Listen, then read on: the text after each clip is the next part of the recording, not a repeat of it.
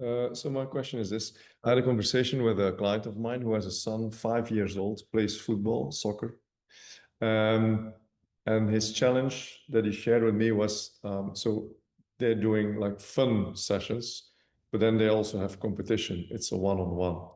And he said, well, my son, when he's beaten, for example, when his opponent is a lot stronger than him, and he's been like 10-0 after a few goals, he's just leaving the field.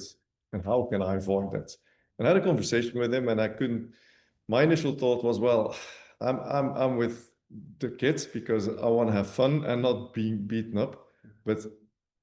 And then I questioned, because well, from what I've learned, this is not 5 years old, is not the time to compete. So we had that conversation too. But is there anything else that you would say? The risk of him creating a burnout and dropout of disdain for the sport is very high. Yeah. He's killing his kids' Yeah. appetite for the sport. But the questions go a bit deeper than that. So at the same time, a kid shouldn't have to solve that problem. That kid could turn up at soccer at the age of 12 with no prior negatives, but being a good athlete in general and nail it. Like, why destroy his appetite for the game? It's not necessary. Mm-hmm.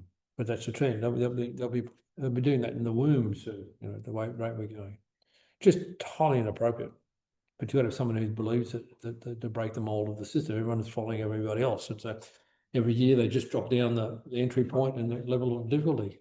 It's not heading in a good direction. My attitude is, if sport was going to make you damage you as a person, is sport necessary? Mm-hmm. If your only alternative is to play damaging sport, damaging for the emotions, don't play sport. Mm-hmm. Or play a different sport.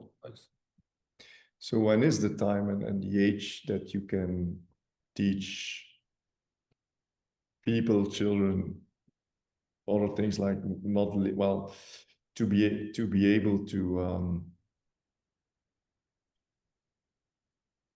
well, if you're beaten, to not to leave the field if you're beaten.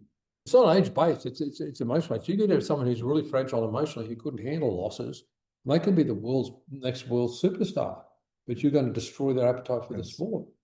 Level of difficulty, if it's out of context for any individual, it will destroy them emotionally. It will psychologically scar them. They'll be damaged goods.